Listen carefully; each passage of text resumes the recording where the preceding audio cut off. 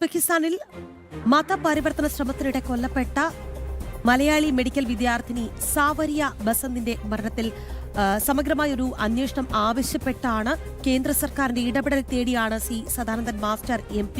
അദ്ദേഹം കേന്ദ്ര ആഭ്യന്തരമന്ത്രി അമിത്ഷായ്ക്ക് ഒരു കത്ത് നൽകിയത്. ഈ വാർത്തയാണ് നമ്മൾ വിശദമായി തന്നെ ചർച്ച ചെയ്തുകൊണ്ടിരിക്കുന്നത്. ഒരിക്കൽ കൂടി വാർത്ത റിപ്പോർട്ട് ചെയ്ത ആദർശ് തുളസീധരനിലേക്കാണ് പോകുന്നത്. ആദർശ്, ഈ കത്തിൽ വളരെ കൃത്യമായി അദ്ദേഹം ആവശ്യപ്പെടുന്ന ഒന്നുണ്ട്. അതായത് ഈ പെൺകുട്ടി എങ്ങനെയാണ് ഉസ്ബെക്കിസ്ഥാനിൽ എത്തിയത്, അതായത് ഈ പെൺകുട്ടി അവിടെ ഒരു വിദ്യാർത്ഥിനിയായി എത്തുന്നു, ആ ഏജൻസിയുടെ ഒരു റോൾ എന്താണ് എന്നതടക്കം പരിശോധിക്കണം എന്നതാണ് കത്തിൽ ചൂണ്ടിക്കാട്ടിയിരിക്കുന്നത്. അതായത് ഒരു പെട്ടെന്നുണ്ടായ ഒരു കൊലപാതകമായിട്ടല്ല, ഇതിൽ കൃത്യമായ ഒരു സമഗ്രമായ ഒരു അന്വേഷണം നടക്കണം. ഒരു ഗൂഢനീക്കം ഇതിന് പിന്നിലുണ്ടോ എന്നുള്ള ഒരു സംശയം ഉണ്ട്. അതായത് ഈ സദറുൽ അനം എന്നുള്ള ഒരാളുടെ റോള് മാത്രമല്ല എന്നുള്ള ഒരു തിരിച്ചറിവിന്റെ അടിസ്ഥാനത്തിൽ തന്നെ ആകണം അല്ലേ ഈ ഒരു കത്ത്?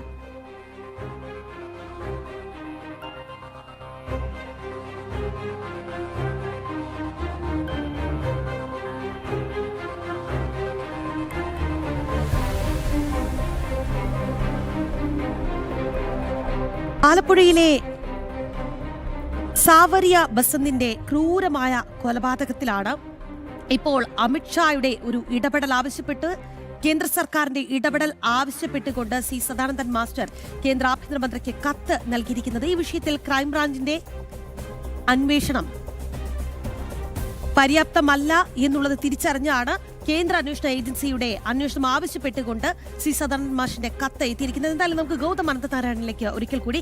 ഗൗതം, നമ്മൾ നേരത്തെ പറഞ്ഞു വെച്ചത് ഇത് ഒറ്റപ്പെട്ട സംഭവമല്ല, കേരളത്തിൽ ഇതിങ്ങനെ ആവർത്തിച്ചുകൊണ്ടേയിരിക്കുന്നു. ഇത് തടയാൻ ഇവിടെ ഒരു ഭരണകൂടത്തിനും സാധിക്കുന്നില്ല എന്നുള്ളത് കൊണ്ട് തന്നെയാണ് കേന്ദ്ര ആഭ്യന്തര മന്ത്രാലയത്തിന് ഒരു ഇടപെടൽ ഈ വിഷയത്തിൽ സി സദാനന്ദൻ മാഷ് തേടുന്നത്. ഒപ്പം തന്നെ ഞാൻ ആദർശിനോട് ചോദിച്ചതിനോട് ചേർത്ത് പറയുകയാണ്, ഈ സദറുൽ അനം എന്ന് പറയുന്നത് ഒരു ഒറ്റ കൊലയാളിയായി ഇതിന് പിന്നിൽ കാണാൻ സാധിക്കില്ല. ഒരു ഗൂഢശ്രമം ഇതിന് പിന്നിൽ പ്രവർത്തിച്ചിട്ടുണ്ടോ എന്നുള്ളൊരു സംശയമുണ്ട്. അതുകൊണ്ട് തന്നെ ആകണമല്ലോ കത്തിൽ ഈ പെൺകുട്ടി എങ്ങനെയാണ് ഉസ്ബെക്കിസ്ഥാനിൽ എത്തിയത് എന്നുള്ള ആ ഒരു ഏജൻസിയുടെ പങ്ക്, അതായത് ഈ പെൺകുട്ടിയെ വിദ്യാർത്ഥിയായി എത്തിച്ച ആ ഒരു ഏജൻസിയുടെ പങ്കടക്കം അന്വേഷിക്കണമെന്നൊരു ആവശ്യം ഉയരുന്നത്. രാഖി, ഇതിൽ വലിയ ദുരൂഹത ഇനിയും മറനീക്കി പുറത്തു വരേണ്ടതുണ്ട്. കാരണം മതത്തിൻ്റെ പേരിലാണ്, ഇസ്ലാം മതം സ്വീകരിക്കാൻ ഈ പെൺകുട്ടി വിസമ്മതിച്ചതിൻ്റെ പേരിലാണ് സാവരിയയുടെ കൊലപാതകം എന്ന കാര്യത്തിൽ സംശയമില്ല.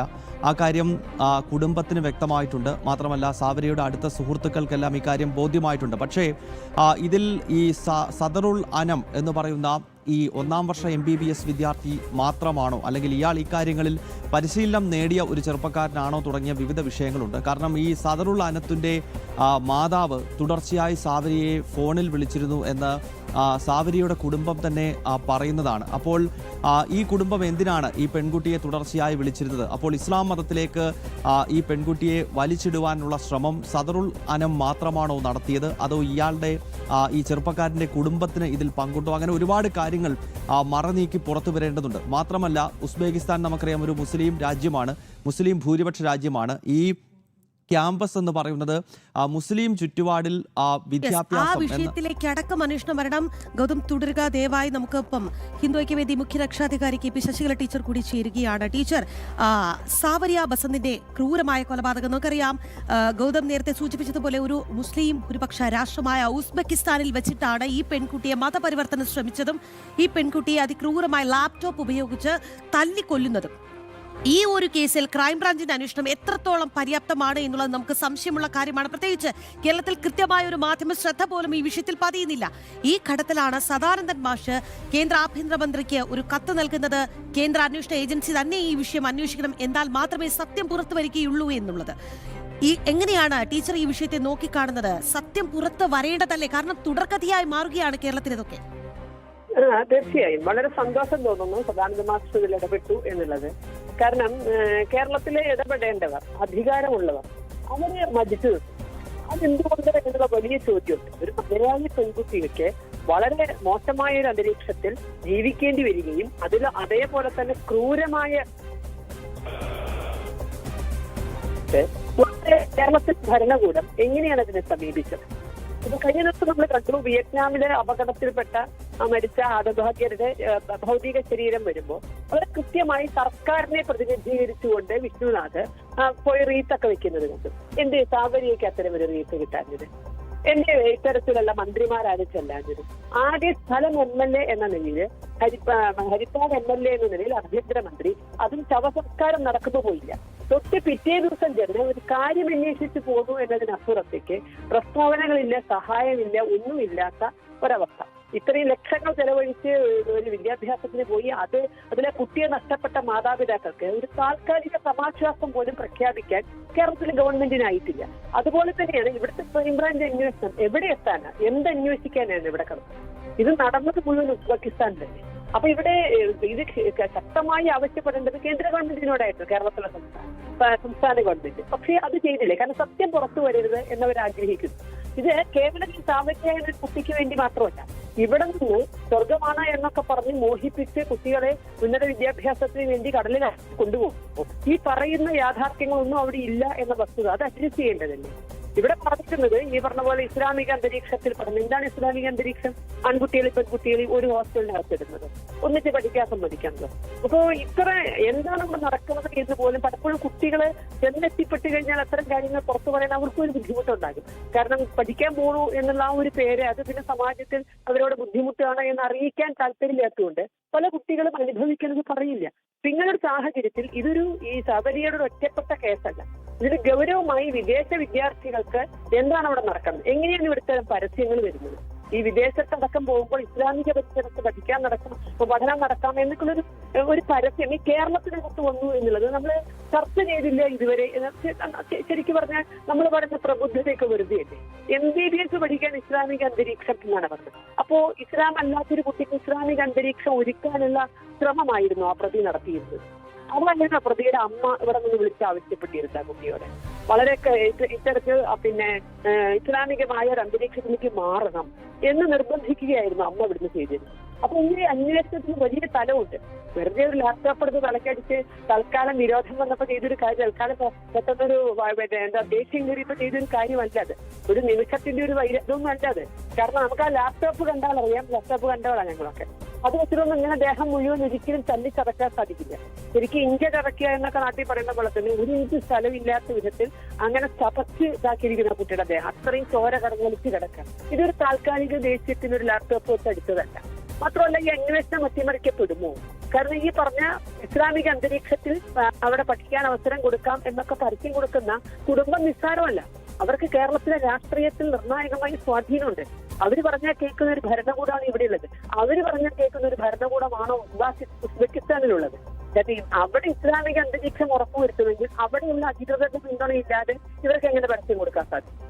ഇവിടെ ഹോസ്റ്റൽ ഒരുക്കി കൊടുത്താൽ പോരല്ലോ, ഇവിടെ ഇൽമ ഒരുക്കി കൊടുത്താൽ ഹോസ്റ്റലുകൾ ഒരുക്കി കൊടുത്താൽ പോരല്ലോ ഇവര്. അപ്പൊ ഈ ഇൽമെന്ന ILM എന്ന സ്ഥാപനത്തിലൂടെ റിക്രൂട്ട് ചെയ്യപ്പെടുന്നവർക്ക് അവിടെ ഇസ്ലാമിക അന്തരീക്ഷം ഒരുക്കി കൊടുക്കണമെങ്കിൽ ആ കോളേജിന്റെ അധികൃതരും ഈ പരസ്യമിട്ടവരും തമ്മിൽ വളരെ അടുത്ത ബന്ധമുണ്ട്. അപ്പൊ ഇതൊക്കെ അന്വേഷിക്കണമെങ്കിൽ കേരളത്തിലെ ക്രൈംബ്രാഞ്ച് ഇവിടെ ഇട്ടാവട്ടത്തിൽ കടന്ന് വട്ടം തിരിഞ്ഞാൽ കിട്ടില്ല എന്നുള്ളത് ഉറപ്പ്. അതുകൊണ്ട് ഇതിൽ കേന്ദ്ര ഇടപെടൽ ആവശ്യമാണ്. സദാനന്ദ മാഷിന് ഒരുപാട് നന്ദിയുണ്ട്. ഈ സന്ദർഭത്തിൽ അത് കേന്ദ്രത്തിന്റെ അമിത്ഷായ്ക്ക് കത്തയച്ച് കേന്ദ്രത്തിന്റെ ശ്രദ്ധയിലേക്ക് കൊണ്ടുവരാൻ ശ്രമിച്ചതിന്. കാരണം ഇവിടുത്തെ ചിലർ അനാഥരാണോ എന്നുള്ളൊരു തോന്നൽ നമുക്ക് പലപ്പോഴും തോന്നിയിട്ടുണ്ട്. കേരള രാഷ്ട്രീയത്തിന് വേണ്ടാത്തവരാണോ, അതിന്റെ പുറമ്പോക്കിൽ നിൽക്കുന്നവരാണോ ഇവിടുത്തെ ഹിന്ദുക്കൾ എന്ന് പലപ്പോഴും തോന്നിയിട്ടുണ്ട്. ഒരു ഇസ്രായേലിൽ അപകടത്തിൽ കൊല ചെയ്യപ്പെട്ടാൽ ആ ഇസ്രായേലിൽ മരിച്ചു എന്നുള്ള ഒറ്റ കാരണം കൊണ്ട് പോലും ഇവിടുത്തെ രാഷ്ട്രീയക്കാർ അവരെ തഴയും. അപ്പൊ അങ്ങനെ പുറമ്പോക്കിൽ നിൽക്കേണ്ടി വരുന്നവർക്ക് ആരെങ്കിലുമൊക്കെ സഹായം ഉണ്ട് എന്നറിയുന്നത് വളരെ വലിയൊരു ആശ്വാസമാണ്. ഏതായാലും അമിത്ഷാജിയുടെ ഇടപെടൽ ഉണ്ടാകും എന്ന് ഞാൻ വിശ്വസിക്കുന്നു.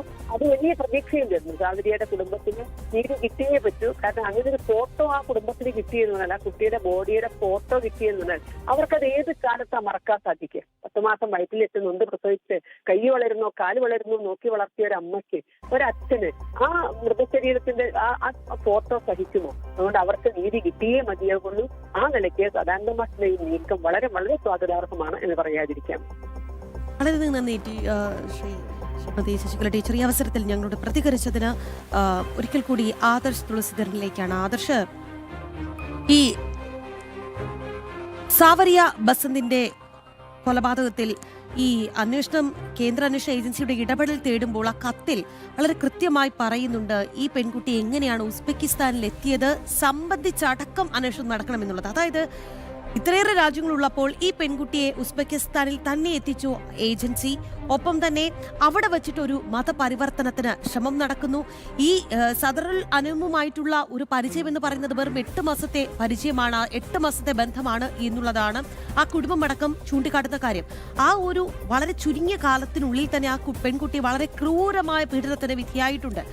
അതിനിടെയാണ് ലാപ്ടോപ്പ് കൊണ്ട് അടിയേറ്റ് ഈ പെൺകുട്ടി മരിക്കുന്നത്. അപ്പോൾ ഈ പെൺകുട്ടിയെ ഉസ്ബെക്കിസ്ഥാനിൽ എത്തിച്ചതിലടക്കം കൃത്യമായ ഒരു അന്വേഷണം ആവശ്യപ്പെടുമ്പോൾ അതിൽ ചില നിഗൂഢതകൾ സംശയിക്കുന്നുണ്ട്. അത് തന്നെയാണ് കേന്ദ്ര ആഭ്യന്തരമന്ത്രിക്ക് നൽകിയ കത്തിലും പറയുന്നത്, അല്ലെ? അപ്പോൾ ഒരു സമഗ്രമായ ഒരു അന്വേഷണം ഉസ്ബെക്കിസ്ഥാനിലടക്കം ആ ഒരു അന്വേഷണത്തിന്റെ വ്യാപ്തി നീളുകയാണ്.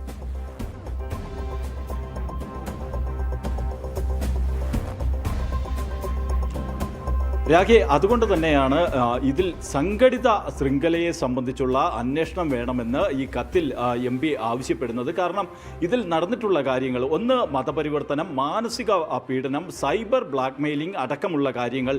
അതുകൊണ്ട് തന്നെയാണ് ഈ സംഘടിത ശൃംഖലയിൽ ഈ പെൺകുട്ടിയെ ഉസ്ബെക്കിസ്ഥാനിൽ എത്തിച്ച, അതിന് യാത്രാ സൗകര്യം, ഈ മെഡിക്കൽ കോളേജിൽ അഡ്മിഷൻ റെഡിയാക്കുന്നതിന് വേണ്ടി പ്രവർത്തിച്ച റിക്രൂട്ടിംഗ് ഏജൻസി, ഒപ്പം തന്നെ അവരെ അവിടെ എത്തിച്ച മറ്റ് ഏജൻസി, ഇതുമായി ബന്ധപ്പെട്ടൊക്കെ തന്നെ ഇതിൽ അന്വേഷണം വേണമെന്നുള്ള ഒരു ആവശ്യവും ഈ സദാനന്ദ മാഷ് മുന്നോട്ട് വയ്ക്കുന്നത്. അതുകൊണ്ട് തന്നെയാണ് ഈ ഒരു കത്ത്, ഈ കത്തിനെ സംബന്ധിച്ചിടത്തോളം നമുക്ക് നേരത്തെ ശശികല ടീച്ചറും മറ്റും ചൂണ്ടിക്കാട്ടിയതുപോലെ തന്നെ ഇതൊരു സംഘടിത ശ്രമത്തിൻ്റെ ഭാഗമായി, അതുമല്ലെങ്കിൽ ഒരു അന്താരാഷ്ട്ര ശൃംഖലയ്ക്ക് ഇത്തരത്തിൽ ഈ മതപരിവർത്തനവും വിദ്യാർത്ഥിനികളെയും മറ്റും അവർ ചില രാജ്യങ്ങളിലെ ചില വിദ്യാഭ്യാസ സ്ഥാപനങ്ങൾ തിരഞ്ഞെടുക്കുന്നു, ആസൂത്രിതമായി ഈ വിദ്യാർത്ഥിനികളെ അവിടെ എത്തിക്കുന്നു, അവിടെ വെച്ച് ഇത്തരത്തിൽ മതപരിവർത്തനം പോലുള്ള ചില കാര്യങ്ങളിലേക്ക് കടക്കുന്നുണ്ടോ എന്നതടക്കമുള്ള കാര്യങ്ങളിൽ അന്വേഷണം വേണം. വിഷയം വളരെ കൂടുതലായി ചർച്ച ചെയ്യേണ്ടതുണ്ട്. ആദർശ് തുടരുക.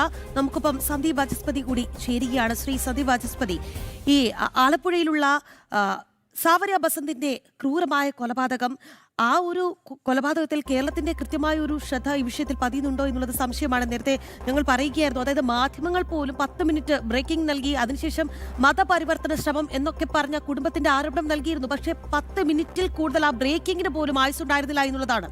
എന്തായാലും കൃത്യമായൊരു ഇടപെടൽ, കേന്ദ്ര സർക്കാരിന്റെ ഇടപെടലാണ് സദാനന്ദൻ മാസ്റ്റർ ആവശ്യപ്പെടുന്നത്. കേന്ദ്ര ആഭ്യന്തരമന്ത്രിക്ക് ഇത് സംബന്ധിച്ച് ഒരു കത്ത് നൽകിയിരിക്കുകയാണ്. കേരളത്തിൽ ഒരു അന്വേഷണം നടക്കുമ്പോൾ അതിന് വളരെ ലിമിറ്റേഷൻസ് ഉണ്ട്. ക്രൈംബ്രാഞ്ചൊക്കെ അന്വേഷിച്ചാൽ ഇതിന്റെ ഒരു നിജസ്ഥിതി എത്രത്തോളം പുറത്തു വരും എന്നുള്ളത് പോലും സംശയമാണ്. എങ്ങനെയാണ് അങ്ങ് ഈ ഒരു വിഷയത്തെ നോക്കിക്കാണുന്നത്? പ്രത്യേകിച്ച് കേരളത്തിൽ ഈ ഒരു സംഭവം ഇങ്ങനെ തുടരുകയാണ്. അല്ല, ഈ വിഷയവുമായി ബന്ധപ്പെട്ട് BJP വളരെ കൃത്യമായ നിലപാട് നേരത്തെ തന്നെ പ്രഖ്യാപിച്ചതാണ്. കേരളത്തിൽ ഇപ്പോൾ ആഭ്യന്തരമന്ത്രി പ്രഖ്യാപിച്ചിരിക്കുന്ന ക്രൈംബ്രാഞ്ച് അന്വേഷണം എന്നുള്ളത് ഒരു തരത്തിലും ഈ കേസിനെ ഹെൽപ്പ് ചെയ്യാനോ ആ കുടുംബത്തിന് നീതി കിട്ടാനോ സഹായകരമായ ഒന്നല്ല. കാരണം ക്രൈംബ്രാഞ്ചിന് ഏറെ ലിമിറ്റേഷൻസ് ഉള്ള ഒരു ഏജൻസിയാണ്. അവരുടെ പർവ്യൂ എന്നുള്ളത് ഒരുപക്ഷെ ഇന്ത്യ മഹാരാജ്യത്ത് നടക്കുന്ന ഏതെങ്കിലും ഒരു ലോ ആൻഡ് ഓർഡർ വിഷയത്തിൽ അല്ലെങ്കിൽ ഫർദർ ഇൻവെസ്റ്റിഗേഷൻ മാത്രമാണ്. അതല്ലാതെ രാജ്യാന്തര ബന്ധമുള്ള ഒരു ഇന്റർനാഷണൽ ഏജൻസിയുടെ ഇടപെടൽ ആവശ്യമായിട്ടുള്ള ഒരു കാര്യത്തിൽ ക്രൈംബ്രാഞ്ചിന് ഒന്നും ചെയ്യാൻ പറ്റില്ല എന്ന് നമുക്കറിയാം. ഇപ്പോൾ കേരളത്തിലെ ക്രൈംബ്രാഞ്ച് ഉദ്യോഗസ്ഥർക്ക് ഉസ്ബെക്കിസ്ഥാനിൽ പോയി കേസ് ഫയൽ വിളിച്ചു വരുത്താനോ FIR പരിശോധിക്കാനോ സംശയിക്കുന്ന ആൾക്കാരെ ഉസ്ബെക്കിസ്ഥാൻ പൗരന്മാരടക്കം ഉണ്ടെങ്കിൽ അവരെ ചോദ്യം ചെയ്യാനോ ഒന്നും പറ്റില്ല. അപ്പൊ ആ ഒരു സാഹചര്യത്തിൽ ഇന്ത്യയുടെ കൗണ്ടർ ഏജൻസി എന്നുള്ളത് CBI ആണ്. അപ്പൊ സ്വാഭാവികമായും ഇന്റർപോളിന്റെ ഇടപെടൽ നടത്താൻ നിയമപരമായ അധികാരമുള്ള ഏജൻസി എന്ന നിലയിൽ CBI ഈ കേസ് അന്വേഷിക്കുമ്പോൾ മാത്രമാണ് എന്തെങ്കിലും തരത്തിലൊരു നീക്കുപോക്ക് ഉണ്ടാകുക. അതുകൊണ്ടാണ് ഭാരതീയ ജനതാ പാർട്ടി നേരത്തെ തന്നെ CBI അന്വേഷണം ആവശ്യപ്പെട്ടത്.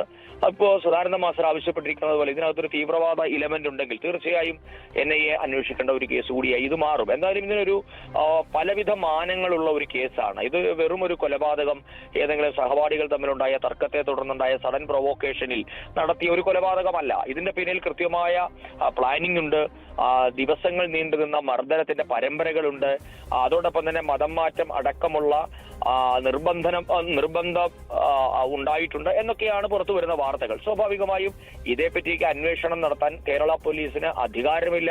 ഇനി അധികാരമുണ്ട് എങ്കിൽ തന്നെ രാഷ്ട്രീയ മേലാളന്മാർ അതിന് സമ്മതിക്കില്ല.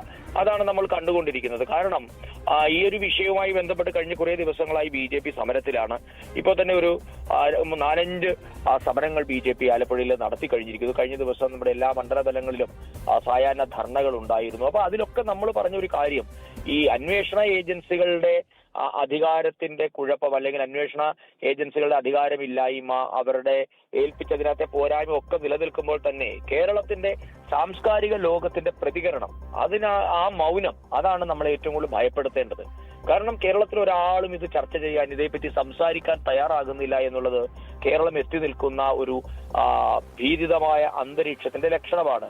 സാധാരണഗതിയിൽ ഇത്തരത്തിലൊരു സഹപാഠിയുടെ അതിക്രൂരമായ പീഡനത്തിന് ഇരയായി നമ്മുടെ ഒരു പെൺകുട്ടി കൊല്ലപ്പെട്ടാൽ എന്താകുമായിരുന്നു കേരളത്തിൽ നേരത്തെ സംഭവിച്ചിട്ടുള്ള പ്രതികരണങ്ങൾ? എത്രയെത്ര സാംസ്കാരിക ജാഥകൾ നടന്നതിനെയും സാംസ്കാരിക പ്രതികരണങ്ങൾ ഉണ്ടായതിനെയും നേതാക്കന്മാരുടെ ഘോഷയാത്ര തന്നെ ആ വീട്ടിലേക്ക് ഉണ്ടാകുമായിരുന്നില്ലേ? പക്ഷെ ഒരാൾ പോലും ആ വീട്ടിൽ ചെല്ലാൻ തയ്യാറായിട്ടില്ല. ഞാനൊരു കാര്യം കൂടി ചോദിച്ച് അവസാനിപ്പിക്കാം. നമ്മുടെ കേരളത്തിന്റെ മന്ത്രിസഭയിലെ അല്ലെങ്കിൽ കേരള സർക്കാരിന് ഒരു പ്രത്യേക വകുപ്പുണ്ട്, പ്രവാസികാര്യ വകുപ്പ്. അതിന്റെ കീഴിൽ നോർക്ക എന്ന് പറയുന്ന ഒരു ഡിപ്പാർട്ട്മെന്റുമുണ്ട്. എന്താണ് ഈ നോർക്കയുടെ ഓബ്ജക്റ്റീവ്? എന്താണ്? എന്തിന് അവരുടെ മിഷൻ എന്താണ്? സാധാരണഗതിയിൽ വിദേശത്ത് പോയി ഏതെങ്കിലും തരത്തിൽ അത്യാഹിതത്തിൽ അകപ്പെടുന്ന മലയാളികൾക്ക് വേണ്ട നിയമപരമായും സാങ്കേതികമായും മാനുഷികവുമായ സഹായങ്ങൾ ചെയ്തു കൊടുക്കുക എന്നുള്ളതാണ് നോർക്കയിൽ നിക്ഷിപ്തമായിട്ടിരിക്കുന്ന കർത്തവ്യം. ഇപ്പൊ നോക്കൂ, കഴിഞ്ഞ ദിവസം നമ്മുടെ വിദേശ രാജ്യത്ത്, ഞാൻ എവിടെയാണെന്നത് ഓർക്കുന്നില്ല, ഒരു വെള്ളച്ചാട്ടം, ഒരു ബോട്ടപകടത്തിൽ 2 മലയാളികൾ മരിച്ചിരുന്നു വിയറ്റ്നാമില്. ആ മരണത്തെ സംബന്ധിച്ച് എങ്ങനെയാണ് കേരള സർക്കാർ പ്രതികരിച്ചത്? വളരെ മാതൃകാപരമായി ചെയ്തില്ലേ സർക്കാർ? അവിടേക്ക് സംസ്ഥാന സർക്കാരിന്റെ പ്രതിനിധിയായി PC വിഷ്ണുനാഥ് എന്ന മന്ത്രി പോകുന്നു. നോർക്ക അവർക്ക് വേണ്ട സഹായം ചെയ്തു കൊടുക്കുന്നു. മൃതദേഹം സ്വീകരിക്കാൻ എയർപോർട്ടിൽ മന്ത്രിമാര് പോകുന്നു, ആദരമർപ്പിക്കുന്നു, ആ വീട്ടുകാരെ ആശ്വസിപ്പിക്കുന്നു. ഇതൊക്കെ ചെയ്യേണ്ട കാര്യങ്ങളാണ്. പക്ഷെ നമ്മുടെ ഭാരതീയ ജനതാ പാർട്ടി ഉന്നയിക്കുന്ന ഒരു ചോദ്യം, ഇത് എന്തുകൊണ്ടാണ് സാവരിയുടെ കുടുംബത്തിന് നേരെ ഉണ്ടാകാതിരുന്നത്? ഒരു പെൺകുഞ്ഞ്, നമ്മുടെയൊക്കെ വീട്ടിൽ പെൺകുഞ്ഞുങ്ങൾ ഉണ്ടല്ലോ, നമ്മളൊക്കെ മാതാപിതാക്കൾ കൂടിയാണല്ലോ. ഒരു 21 വയസ്സുള്ള ഒരു പെൺകുഞ്ഞ് ദുരൂഹമായ സാഹചര്യത്തിൽ കൊല്ലപ്പെട്ടാൽ കേരളത്തിൽ ഹരിപ്പാട്ട് ഒരു ഗ്രാമത്തിൽ ഇരിക്കുന്ന ആ അമ്മയ്ക്ക് എന്താ ചെയ്യാൻ സാധിക്കുക? ആ കുട്ടിയുടെ അച്ഛൻ ദുബൈയിലാണ്, അദ്ദേഹത്തിന് എന്താണ് ചെയ്യാൻ സാധിക്കുക? അപ്പൊ ഇത്തരം സാഹചര്യങ്ങളിലാണ് സമൂഹത്തിന്റെ ഇടപെടൽ നമ്മൾ ആവശ്യപ്പെടുന്നത്. ആ സമൂഹത്തിന്റെ പ്രതിനിധികളാണ് സർക്കാർ. സ്വാഭാവികമായും സർക്കാരിന്റെ ഇടപെടൽ ഉണ്ടായാൽ ആ കുടുംബത്തിന് എത്രമാത്രം ആശ്വാസമായേനെ. എയർപോർട്ടിൽ മൃതദേഹം സ്വീകരിക്കാൻ എത്തുന്നു, മന്ത്രിമാർ അവിടേക്ക് എത്തുന്നു, അവരെ ആശ്വസിപ്പിക്കുന്നു. ഇതൊക്കെയല്ലേ ഒരു പുരോഗമന സമൂഹം പ്രതീക്ഷിക്കുന്നത്? ഇതൊന്നും എന്തുകൊണ്ടാണ് സാവരിയുടെ കാര്യത്തിൽ ചെയ്യാതിരുന്നത് എന്ന് ശ്രദ്ധിക്കുമ്പോഴാണ് നമ്മൾ വർഗീയമായ കാര്യങ്ങൾ ചിലത് പരാമർശിക്കേണ്ടി വരും. അവിടെയാണ് മതം പ്രശ്നമാകുന്നത്. അതുകൊണ്ടാണ് ഭാരതീയ ജനതാ പാർട്ടി പറയുന്നത് ഇതിന്റെ പിന്നിൽ ഒരു മതവർഗീയ ഇടപെടലുകൾ ഉണ്ടായിട്ടുണ്ട്. അത് അന്വേഷിക്കാൻ സംസ്ഥാന സർക്കാരിന് താല്പര്യമില്ല. അതുകൊണ്ട് തന്നെ കേന്ദ്ര ഏജൻസി ഇതിൽ ഉണ്ടാകേണ്ടത് വളരെ അത്യാവശ്യമാണ്. വളരെയധികം നന്ദി ശ്രീ സന്ദീപ് വാചസ്പതി. ഈ വിഷയത്തിൽ ഞങ്ങളോട് പ്രതികരിച്ചതിന് അങ്ങ് സൂചിപ്പിച്ചത് തന്നെയാണ് ഏറ്റവും പ്രധാനപ്പെട്ട മറ്റൊരു വസ്തുത. അതായത് സാംസ്കാരിക നായകർ പുലർത്തുന്ന ആ ഒരു മൗനം, ഒപ്പം തന്നെ ഈ സർക്കാരിന്റെ ഭാഗത്ത് നിന്ന് കൃത്യമായൊരു ഇടപെടൽ പോലും ഈ വിഷയത്തിൽ ഉണ്ടാകുന്നില്ല. എന്തിനേറെ പറയുന്നു, ആ കുടുംബത്തിന് ആരും തിരിഞ്ഞു നോക്കുന്നില്ല എന്നുള്ളതാണ് വാസ്തവം. ഒരിക്കൽ കൂടി ആദർശ് TSലേക്കാണ്. ആദർശ്, നമ്മുടെ കേരളത്തിൽ മിണ്ടുന്നില്ല, ഈ ഒരു വിഷയത്തെക്കുറിച്ച് ആരും മിണ്ടാൻ പോലും തയ്യാറാകുന്നില്ല എന്നുള്ളത് വസ്തുത. അതോടൊപ്പം തന്നെ ഈ പെൺകുട്ടി ഈ മുസ്ലിം ഭൂരിപക്ഷ രാഷ്ട്രമായ ഉസ്ബെക്കിസ്ഥാനിൽ എത്തിയത് എങ്ങനെ എന്നുള്ളത് വലിയൊരു ചോദ്യചിഹ്നം ആണ്. ആ ഒരു വിഷയം തന്നെയാണ് കേന്ദ്ര അന്വേഷണ ഏജൻസികൾ പ്രധാനമായും അന്വേഷിക്കേണ്ടത്.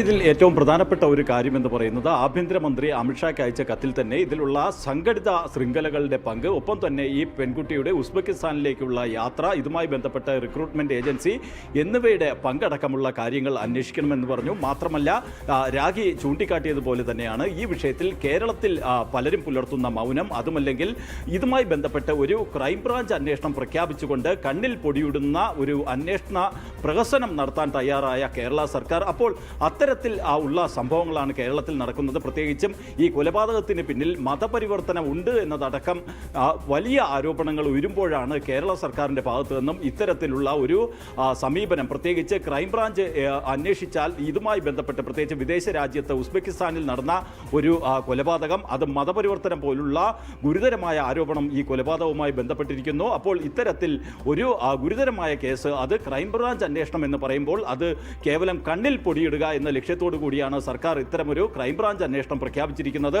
അതുകൊണ്ട് തന്നെയാണ് ഈ വിഷയത്തിൽ കേന്ദ്ര ഏജൻസിയുടെ അന്വേഷണം വേണമെന്ന് എം പി ആവശ്യപ്പെടുന്നത്. മാത്രമല്ല, ഏറ്റവും പ്രധാനപ്പെട്ട ഒരു കാര്യം എം പി പറയുന്നത് ഈ വിഷയം പാർലമെന്റിൽ ഉന്നയിക്കും, അതിലൂടെ ഇത് ദേശീയ ശ്രദ്ധയിലേക്ക് വരണം എന്നും എം പി പറയുന്നുണ്ട്. കാരണം കേരളത്തിലെ സാംസ്കാരിക നായകർ, അതുമല്ലെങ്കിൽ അവിടുത്തെ ചില പ്രമുഖ രാഷ്ട്രീയ എന്തായാലും കേരളത്തിൽ സാവരിയ ബസന്തിന്റെ ക്രൂരമായ കൊലപാതകത്തിന്റെ ഉള്ളറകളിലേക്ക് കാര്യങ്ങൾ എത്താതിരിക്കാൻ ബോധപൂർവമായ ഒരു ശ്രമം നടത്തുമ്പോൾ സദാനന്ദൻ മാഷ് ചെയ്തത് അത് കേന്ദ്ര ആഭ്യന്തരമന്ത്രിക്ക് ഒരു കത്ത് നൽകി. കൃത്യമായി ഈ വിഷയത്തിൽ അന്വേഷണം നടക്കണം, കേന്ദ്ര അന്വേഷണ ഏജൻസി എത്തണം, ഈ വിഷയത്തിലെ സത്യം രാജ്യമൊന്നടങ്കം കാണണം. കേരള സ്റ്റോറി ഇങ്ങനെ ആവർത്തിച്ചാൽ അത് നടപ്പില്ല കേരളത്തിൽ. കാരണം ഭാരതം ഭരിക്കുന്നത് പ്രധാനമന്ത്രി നരേന്ദ്രമോദിയുടെ നേതൃത്വത്തിലാണ്. അതുകൊണ്ട് തന്നെ ഇവിടെയുള്ള പെൺകുട്ടികളുടെ കാര്യത്തിൽ സുരക്ഷ അത് ഉറപ്പാക്കിയേ മതിയാകൂ. അത് ഉസ്ബെക്കിസ്ഥാനിൽ വെച്ച് നടപ്പിലാക്കിയാലും അത് അങ്ങനെ രക്ഷപ്പെട്ടു പോകാൻ പറ്റില്ല എന്നുള്ളത് തന്നെയാണ്. കേന്ദ്ര അന്വേഷണ ഏജൻസികൾ ഈ വിഷയത്തിൽ അന്വേഷണം നടത്തും. അത് ഉറപ്പാക്കാനാണ് കേന്ദ്ര സർക്കാരിന്റെ ഒരു ഇടപെടൽ ഈ വിഷയത്തിൽ തേടുന്നത്.